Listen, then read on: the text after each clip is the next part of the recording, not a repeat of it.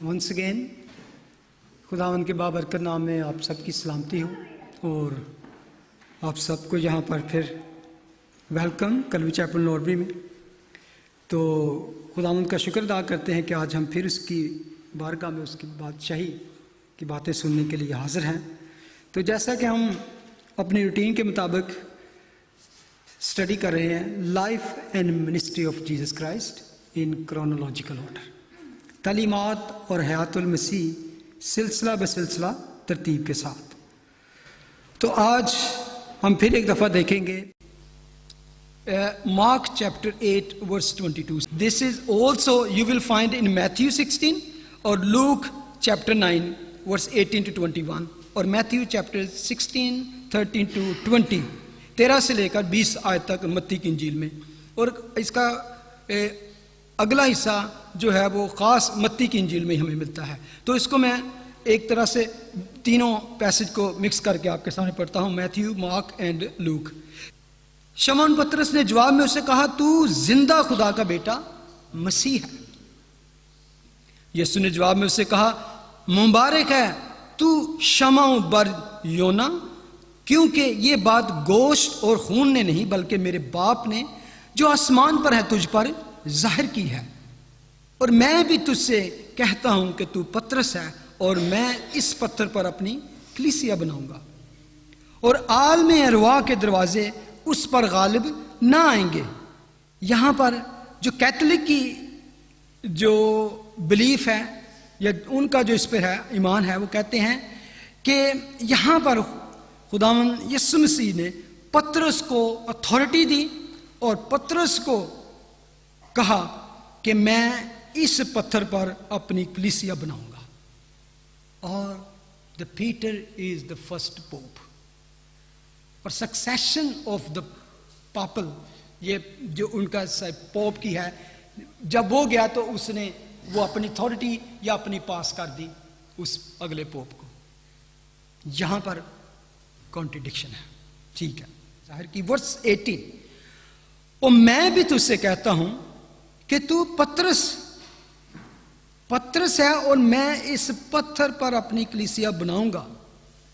और ये एक ऐसी स्टेटमेंट है जिस पर बहुत ही ज्यादा कॉन्ट्रडिक्शन, इख्तलाफ है और फाइट है, even among the Christians, Protestant और कैथोलिक में इसके बारे में एक काफी बहस है, काफी इख्तलाफ है, कॉन्ट्रडिक्शन है। फाउंडेशन असल में यहां पे ये फाउंडेशन है जो बिलीव करते हैं, दैट इज द फाउंडेशन जिस पर खुदा ने अपनी कलीसिया को बिल्ड करना।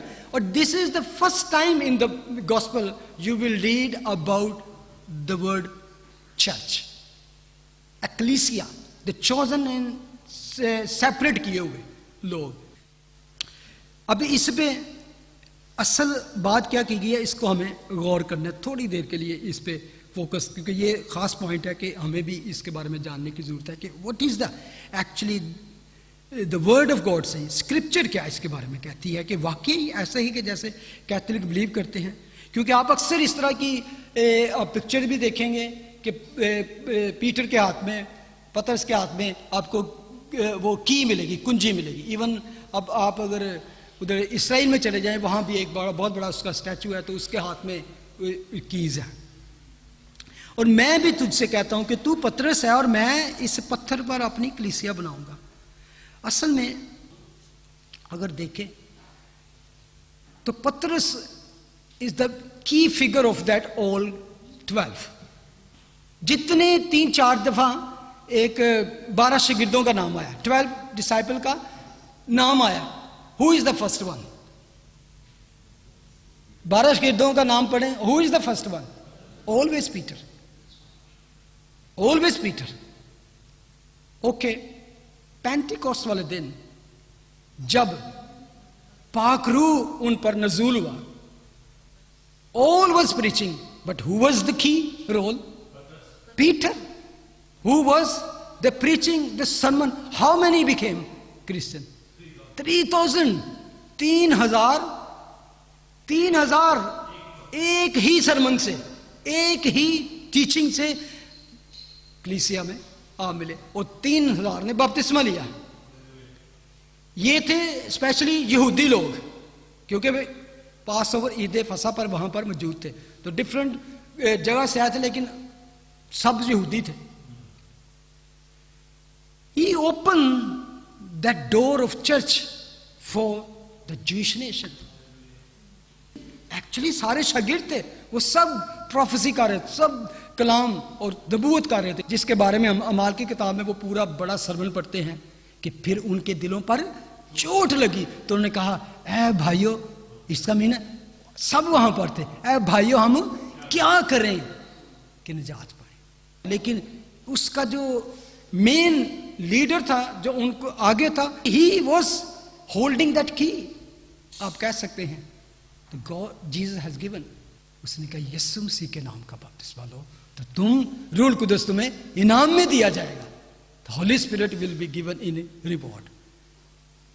उसके बाद देखते हैं फिर एक और जगह पे कहते हैं, और वो यूहन्ना और पतरस की टीचिंग से, उनकी मुनादी से 2000 और मिल गए बीच में। आगे और जाएं आप मेन देखेंगे, इवन अमाल की किताब में चैप्टर 1 से लेकर 12 तक इवन 50 टाइम पतरस का ही नाम आता है, 50 time, just Peter Peter Peter Peter. Chapter 10 अमाल की किताब, कुरनेलियस, जेंटाइल कौम के जहां यहूदी जाते ही नहीं थे, वो एक गैर कौम था, तो इवन ये भी जाने से ना हेजिटेट था, हिचकिचा रहा, मैं नहीं। आपको याद है जब ऊपर से चादर आ गई तो खुदावंद ने कहा खा, उसने कहा मैंने कभी हराम चीज नहीं खाई। खुदावंद असल में बता रहे थे कि बाहर खलोते ने बंदे जिन्हें तू कहना है कि मैं नहीं ताड़े नाल जाना, तुसी हराम जे मेरे लिए। असल में खुदावंद ने, और गैर कौमों को चर्च में लाने वाला कौन था पहले? Peter. He opened the door for the Jewish, he opened the door for the Gentiles. गैर कौमों के लिए भी उसने दरवाजा खोला और यहूदियों को भी उसके बाद पॉल की मिनिस्ट्री हम देखते हैं कि वो भी सब कौमों में जाता है, लेकिन दैट वाज द की। अच्छा, अमाल 2:42, एक्ट 2:42 और लिखा है, और ये रसूलों से तालीम पाने और रफाकत रखने में और रोटी तोड़ने और दुआ करने में मशगूल रहे। जितने लोग सेफ होते तो खुदा का कलाम कहता है वो रसूलों से तालीम पाते थे, रसूलों की तालीम नहीं, रसूलों से तालीम पाते थे। दे वर एक्चुअली फाउंडेशन और सारा कुछ था, द डॉक्ट्रिन। तालीम क्या देते थे? ये थी असल में, इस फाउंडेशन क्या थी? Jesus Christ. That was not the doctrine of apostles, that was the doctrine of Jesus Christ. उसकी टीचिंग, उसकी तालीम के ऊपर वो उनको बिल्ड करते थे, जो खुदावन ने उनको सिखाया था। एफिशियंस 2:20, इफसियों 2 बाब उसकी 20 आयत, उसमें लिखा है, पौल लिखता है, और रसूलों और नबियों की नींव पर जिसके कोने के सिरे का पत्थर खुद मसीह यीशु है, तामीर किए गए हो। पौल असल में बताना चाह रहा है कि the church is build, the foundation कौन है? The apostles and profit is the foundation, और जिसके कोने के सिरे का, the corner stone is himself, the Jesus Christ, जिस पर हम सब बिल्ट हुए हैं। ठीक है, अगर इसको इसके साथ गौर करें जो मैथ्यू 16:80 में लिखी है, तो खुदावन यहां पे कहते हैं कि I will build my church, मैं अपनी कलीसिया कायम करूंगा। तो मुझे इसमें लगता है कि सिमिलर चीज है, एक तरह की बात की जा रही है। यहां पर खुदावंद कह रहे हैं कि पतरस पर बिल्ड करूंगा, यहां पर उसने कहा रसूलों, और रसूलों में अब आगे मैंने कहा ना कि it's not only when Lord is talking to Peter, is talking to whole group, सारे शागिर्दों से। और इससे यहां पे क्लियर होता है इस बात को, इट्स नॉट ओनली पीटर, बल्कि लिखा है और रसूलों नबियों कि देवर अदर अपोस्टल एज वेल, जिनको, लेकिन उसके कोने का सिरे का पत्थर कौन है? जो उस फाउंडेशन को संभाले हुए है, जो उसको ऐसे कर, कॉर्नर स्टोन होता है जो लॉक कर देता है उसको ना, बिल्डिंग को, कि वो हिले ना। लेकिन अगर मैं कहूं, क्योंकि अगर कैथोलिक चर्च उसको लीडर मानता है तो खुदा, व्हाट काइंड ऑफ अथॉरिटी?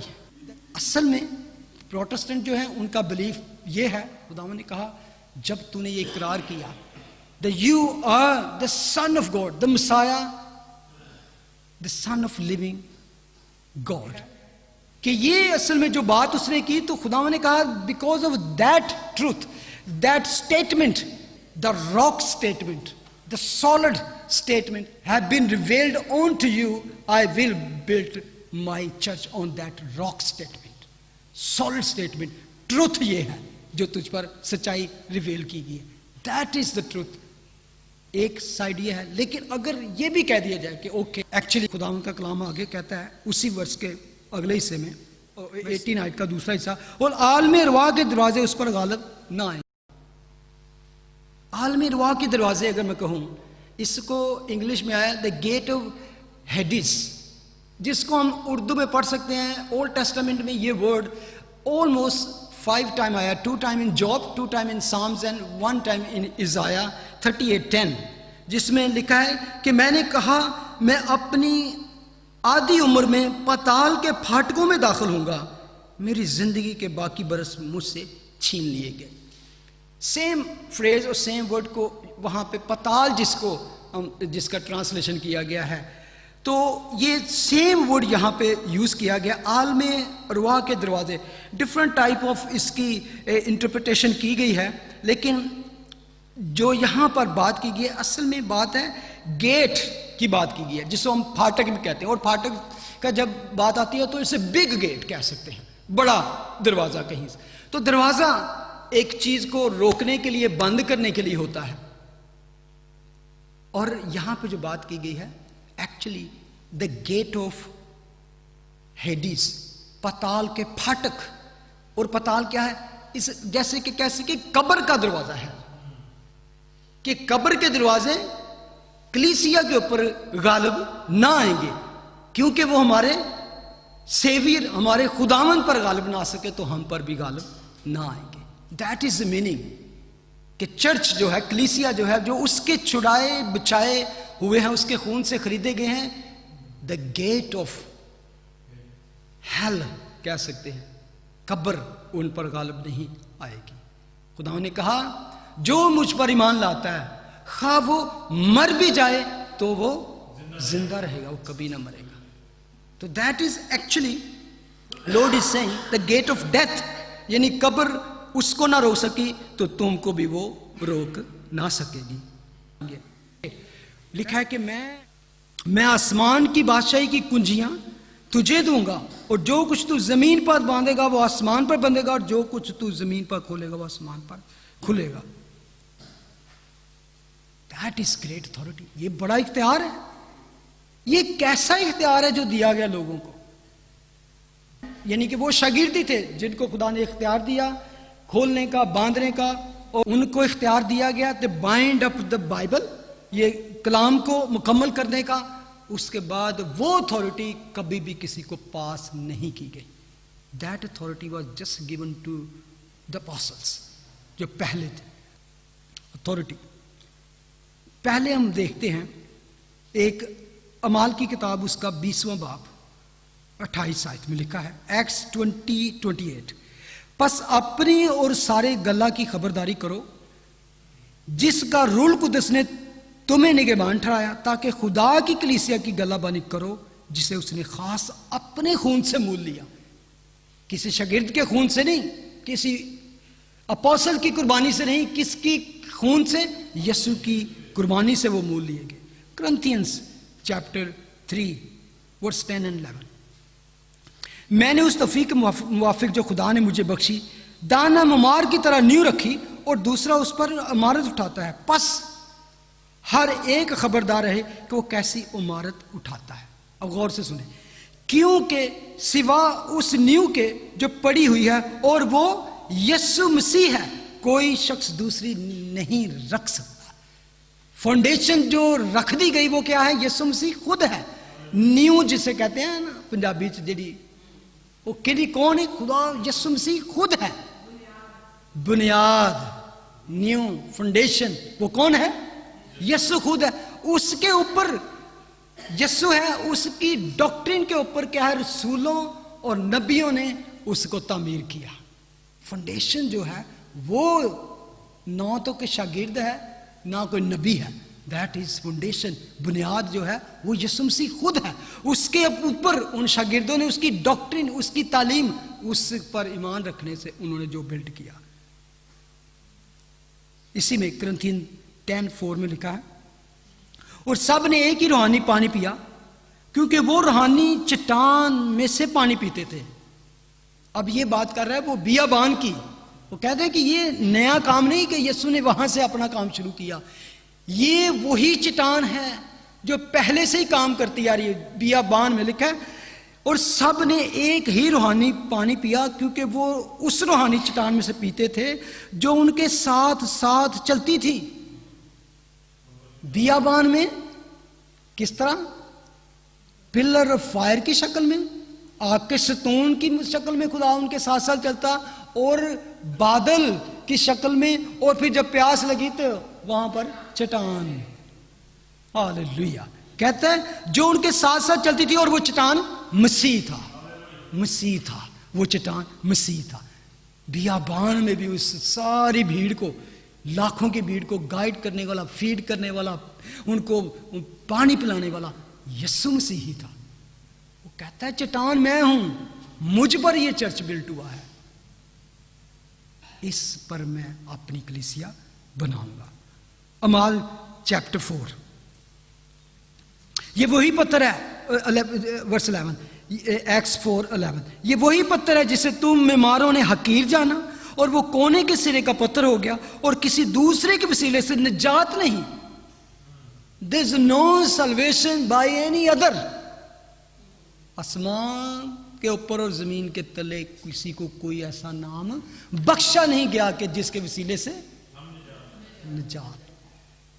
निजात सिर्फ उसके वसीले से, किसी दूसरे के वसीले से निजात नहीं, क्योंकि आसमान के तले आदमियों को कोई दूसरा नाम नहीं बख्शा गया जिसके वसीला से हम निजात पा सकें। एक और आयत, 1 पीटर चैप्टर 2:4, उसके यानी आदमियों के रद्द किए हुए पर, आदमियों ने रद्द किया ना, अपनों में आया तो अपनों ने उसे कबूल ना किया। उसके यानी आदमियों के रद्द किए हुए पर खुदा के चुने हुए और कीमती जिंदा पत्थर के पास आकर, आपको याद होगा मेरा ख्याल जो लास्ट वेंसडे बाइबल स्टडी में थे, वहां पे 2 चीजें पेश की गई थी।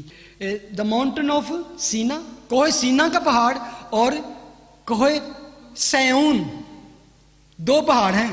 एक शरीयत को पेश करता है, एक फजल को, ग्रेस एंड लॉ, उनके बारे में डिफरेंस कि तुम अब किसके पास आते हो, क्योंकि वहां से शरीयत मिली उस पहाड़ पर, और यहां कोहे सैऊन क्या है, कहता है उसके यानी आदमियों के रद्द हुए पर खुदा के चुने हुए और कीमती जिंदा पत्थर के पास आकर तुम भी जिंदा पत्थरों की तरह रूहानी घर बनते जाते हो, ताकि काहिनों का मुकद्दस फिरका बनकर ऐसी रूहानी कुर्बानी चढ़ाओ जो यीशु मसीह के वसीला से खुदा के नज़दीक मकबूल होती है।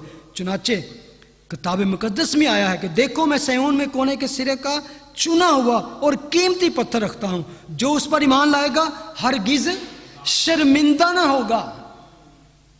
तुझे यानी यार वेस्ट ही किया टाइम, पछतावा नहीं होगा तुमको।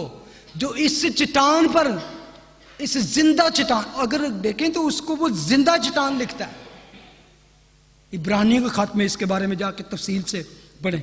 चुनाचा किताब मुकद्दस में है कि देखो मैं सैऊन के में कोने के सिरे का चुना हुआ कीमती पत्थर रखता हूं, जो उस पर ईमान लाएगा हरगिज शर्मिंदा ना होगा। बस तुम ईमान लाने वालों के लिए तो वो कीमती है, मगर ईमान ना लाने वालों के लिए जिस पत्थर को मेमारों ने रद्द किया वही कोने का सिरे का पत्थर हो गया और ठेस लगने का पत्थर और ठोकर खाने की चट्टान हुआ, क्योंकि वो नाफरमान होकर कलाम से ठोकर खाते हैं और इसी के लिए मुकर्रर भी हुए थे। जो उस पर ईमान नहीं लाता है, जो उस पर उससे फिर जाता है, तो वो नाफरमान होकर ठोकर खाता है। हालेलुया।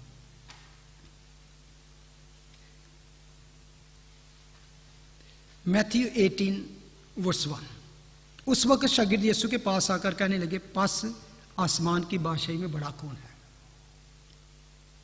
ये 16 पे हम बात कर रहे हैं चैप्टर 16, उसके बाद 17, उसके बाद 18 में फिर शागिर्द यीशु के सवाल करते हैं, पस आसमान की बादशाही में बड़ा कौन है? मैं समझता हूं कि अगर तो हम कैथलिक का बिलीफ मान लें कि यीशु ने क्या कि पतरस हूं लीडर है ताड़ा इतने कलीसिया में, तो यीशु कहना उस दिन मैं क्या से दसता था ही कौन है बड़ा, who was great, who was. यहां पर शागिर्द सवाल करते हैं कि कौन बड़ा है, तो यीशु कहते उस दिन दसिया तो है पतरस है, लेकिन नहीं, यहां पे हमें पता चलता है कि इवन शागिर्दों को भी पता था कि पतरस को नहीं कोई ऐसी लीडरशिप दी गई कि वो कहे कि अब मैं हूं मसीह के बाद, बल्कि खुदावन ने एक बच्चे को पास बुला कर कि become like child and you will be great. बच्चे की मानो पढ़ो तो तुम आसमान की बादशाही में बड़े हो। इवन इसके बाद हम मैथ्यू 20:20 में देखते हैं, उस वक्त जब्दी के बेटों की मां ने अपने बेटों के साथ आकर उसके सामने सजदा किया, उसे कुछ अर्ज करने लगी।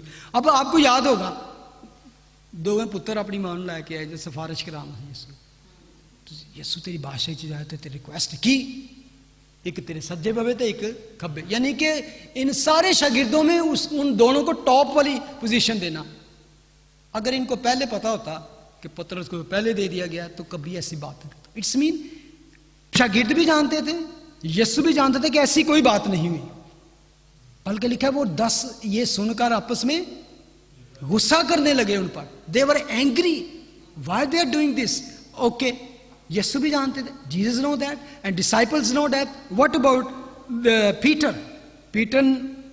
फर्स्ट पीटर 5:2, जब पतरस लिखता कहता खुदा के उस गल्ला की गलाबानी करो जो तुम में है, लाचारी से निगाहबानी ना करो बल्कि खुदा की मर्जी के मुआफिक खुशी से और नजायज नफा के लिए नहीं बल्कि दिली शौक से। और जो लोग तुम्हारे सुपुर्द हैं, अब देखो वो उनको क्या कह रहा है, उन पर हुकूमत ना जिताओ बल्कि गल्ला के लिए नमूना बनो, और जब सरदार गल्लाबान जाहिर होगा तो तुमको जलाल का ऐसा सेहरा मिलेगा जो, यानी कि he is not recognising even himself as a leader, he is saying the great shepherd is our Lord Jesus Christ. I'm just servant like you. Authority की बात जब हमने की, मैं आखिर में यहां पर लिखा है वर्स 19 मैं आसमान के बादशाही की कुंजियां तुझे दूंगा, और जो कुछ तू जमीन पर बांधेगा वो आसमान पर बंधेगा, और जो कुछ तू जमीन पर खोलेगा वो आसमान पर खुलेगा। यहां पर भी कहते हैं कि शायद ये इख्तियार सिर्फ पीटर को दिया गया कि ही कैन इवन फॉरगिव, से कि उसके बाद पोप को ये अथॉरिटी दी गई, देन पोप कैन फॉरगिव, और कह सकता नहीं भी मैं जो कहना है वही कहना। और इसकी मैं 1-2 आयतें दे के इसको खत्म करूंगा। लिखा है अथॉरिटी के बारे में कि जो कुछ आसमान पर बांधेगा वो, जो जमीन पर बांधेगा आसमान पर बांधेगा, जो कुछ तू जमीन पर।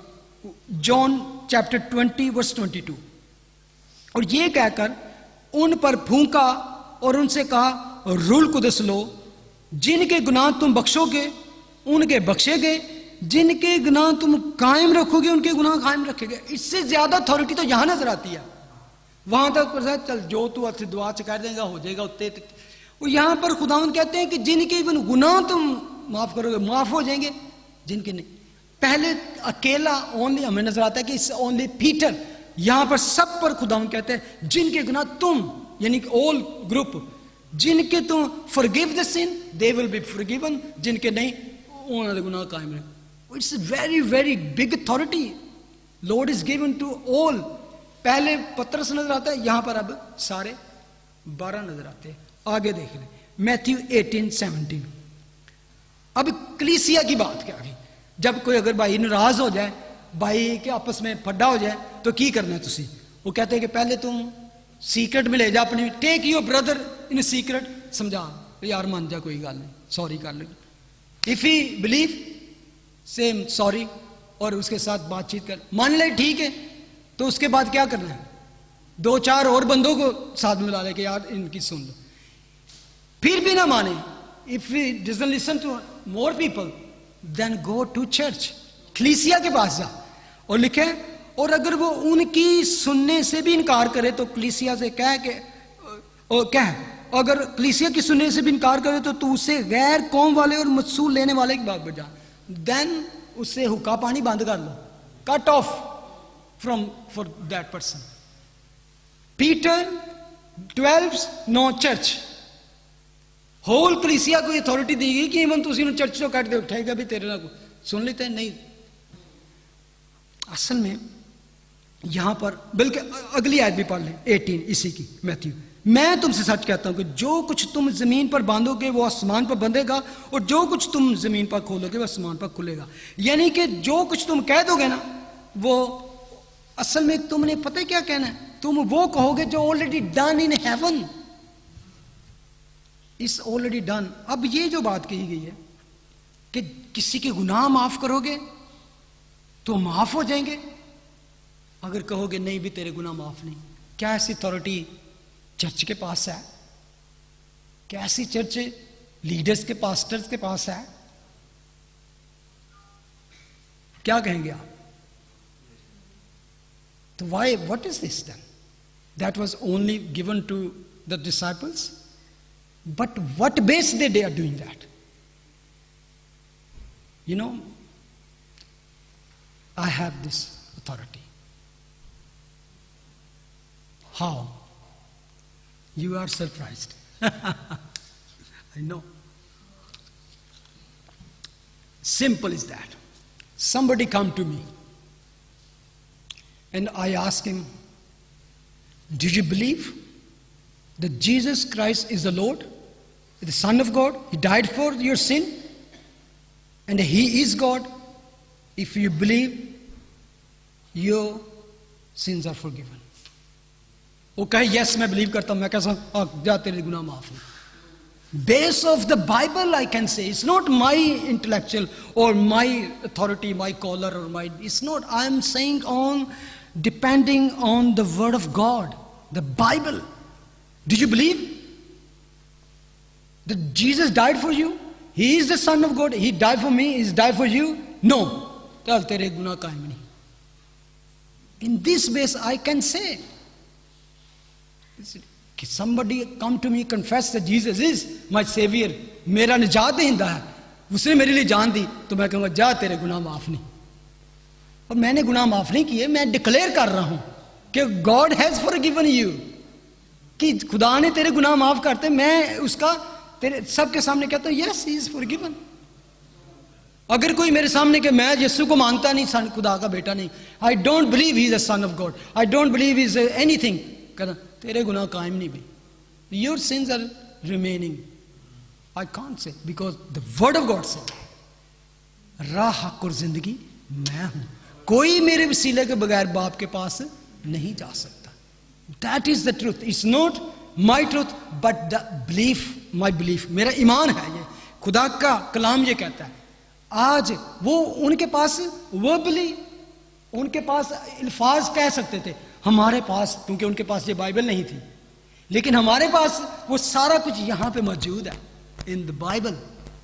Base of this doctrine, base of the belief I have in the word of God, I can say that. और base of this I have been forgiven, you are forgiven, you are forgiven.